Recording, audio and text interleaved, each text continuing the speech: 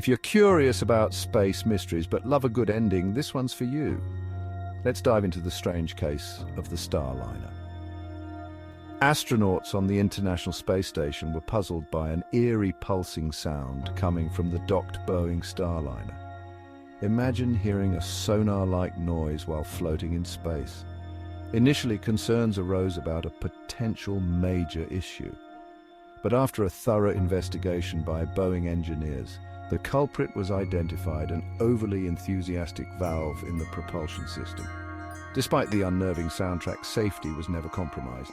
Astronauts Suni Williams and Butch Wilmore, who've been waiting to return home since June, will hitch a ride on SpaceX's Dragon in February 2025. The Starliner, with its mystery sound, is set to leave the ISS on September 6th and return to Earth the next day.